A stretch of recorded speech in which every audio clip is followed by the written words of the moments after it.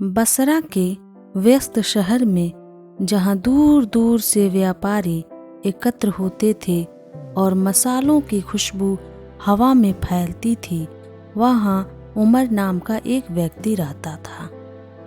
वह एक व्यापारी था जिसे उसकी ईमानदारी और उदारता के लिए सब सम्मान करते थे। उमर ज़रूरतमंदों की मदद करने, दान देने और अपनी नमाज में दृढ़ रहने के लिए जाना जाता था। लेकिन इन गुणों के बीच वह एक ऐसा रहस्य छुपाए हुआ था जो उसकी रातों को सताता था और उसके दिनों पर साया डालता था। यह कहानी तब शुरू हुई जब उमर को एक अजीब पत्र मिला।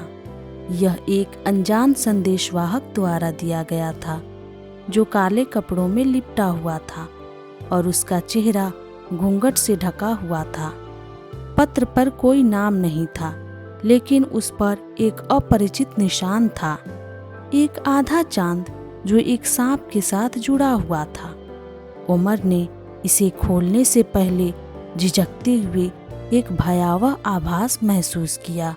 संदेश में लिखा था, जो कर्ज तुम पर बकाया है वह अब बहुत पुराना हो चुका है। नए चंद्रमा की रात को अल-मुकादिर के खंडहर में आओ, अकेले आना, अन्यथा परिणाम भुगतने होंगे। उमर के हाथ कांप गए। उसे याद नहीं था कि उसने किसी का ऐसा कर्ज लिया था, लेकिन इन शब्दों ने उसके भीतर एक ऐसी याद जिसे उसने लंबे समय से दबाए रखा था।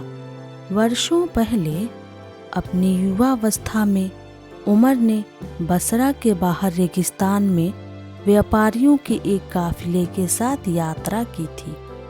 वहां तपते रेत के बीच उसने एक अजीब व्यक्ति का सामना किया जिसने दावा किया कि उसके पास अकल्पनीय मूल्य के खजाने हैं। उस व्यक्ति ने पहेलियों में बात की और उमर को एक सौदा प्रस्तुत किया। भविष्य में एक वचन पूरा करने के बदले असीम संपत्ति। नासमझ और महत्वाकांक्षी उमर ने इसे स्वीकार कर लिया। वर्षों तक उसने इस घटना को एक सपना या अपनी युवा कल्पना का अंश मानकर नज़रअंदाज कर दिया। अब अतीत ने अपना हिसाब मांगने के लिए वापसी की थी।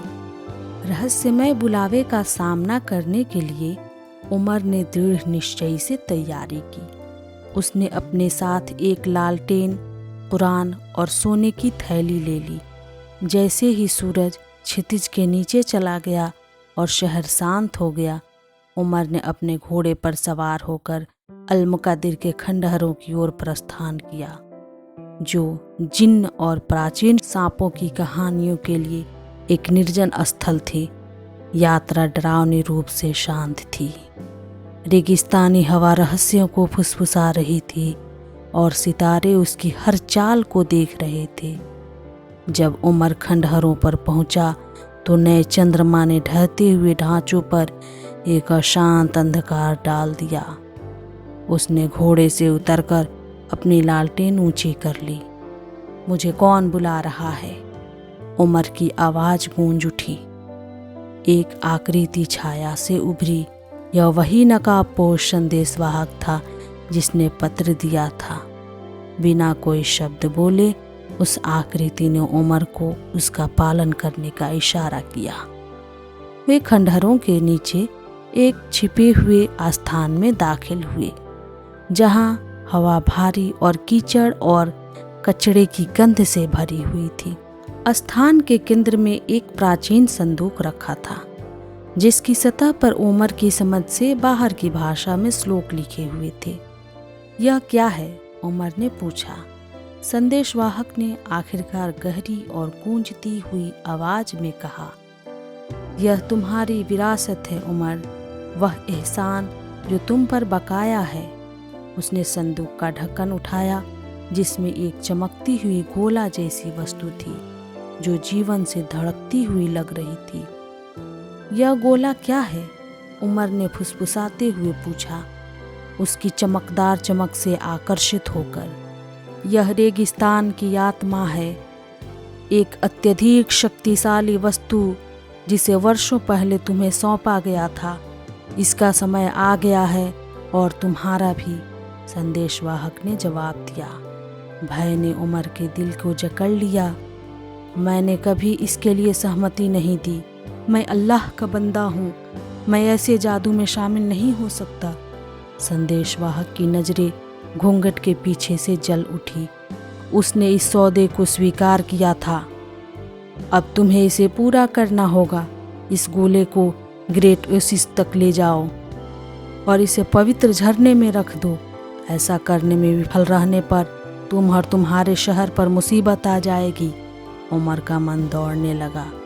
क्या यह उसके विश्वास की परीक्षा थी या वह वास्तव में अंधेरी ताकतों के जाल में फंस गया था?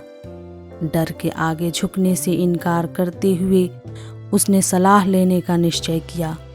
मुझे समय दो, मुझे विद्वानों से सलाह करना होगा, उसने विनती की। संदेशवाहक की आवाज़ सख्त हो गई। तुम्हारे पास 3 रातें हैं, उसके बाद तुम्हारी किस्मत तय हो जाएगी। उसके साथ वह आकृति गायब हो गई, उमर को संदूक के साथ अकेला छोड़कर। उसने ढक्कन बंद कर दिया और इसे बसरा वापस ले जाकर अपने घर के एक गुप्त स्थान में छिपा दिया। अगले दिन वह शेख हारून के पास गया, जो अपनी बुद्धिमानी और धर्म के प्रति वफादारी के लिए प्रसिद्ध एक विद्वान थे। उमर की बात सुनने के बाद शेख हारून का चेहरा गंभीर हो गया। यह कोई साधारण मामला नहीं है, उन्होंने कहा। यह गोला जिन्न का समान हो सकता है या अल्लाह की ओर से एक परीक्षा। किसी भी तरह तुम्हें सावधानी से कदम रखना होगा। शेख ने उमर को रोजा रखने और रहनुमाई के लिए दुआ करने की सलाह दी।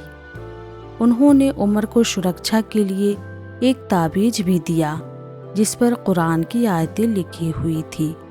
उस रात उमर ने पूरे दिल से दुआ की, अल्लाह से उसकी वजह मांगी।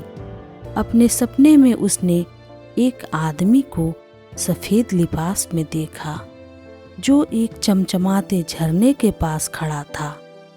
उस आदमी का चेहरा शांति से चमक रहा था और उसने केवल एक शब्द कहा, भरोसा।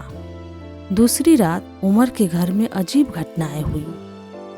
दीवारों पर परछाइयां नाचने लगी, फुसफुसाहट भरी आवाजें हवा में गूंजने लगी और संदूक एक अनजानी ऊर्जा से गूंजता हुआ प्रतीत हुआ। उमर का संकल्प डगमगा गया, लेकिन उसने अपने विश्वास को थामे रखा। उसने कुरान की आयतें पढ़ी और बेचैनी शांत हो गई। इसी तरह अब तीसरी रात आ गई। उमर शेख हारून के साथ संदूक को लेकर ग्रेट ओसिस के लिए निकल पड़ा। जैसे ही वे पवित्र झरने के करीब पहुँचे, जमीन कांपने लगी और एक सर्द हवा चलने लगी। गोले की चमक तेज हो गई, अंधकार को रोशनी करते हुए। झरने पर नकाबपोश संदेशवाहक उनका इंतजार कर रहा था। तुम्हारा यहाँ आना सही था, उसने कहा। अब गोले को पानी में रख दो। शेख हारून ने दखल किया। रुको, इससे पहले कि हम कुछ करें, हम सच्चाई जानना चाहते हैं। यदि यह अल्लाह की तरफ से आजमाइश है तो हमें रहनुमाई मिले। यदि यह जिन्न की चाल है तो वे उजागर हों। उन्होंने आयतल कुर्सी पढ़ना शुरू किया। जैसे ही शब्द गूंजे, संदेशवाहक का रूप बदलने लगा।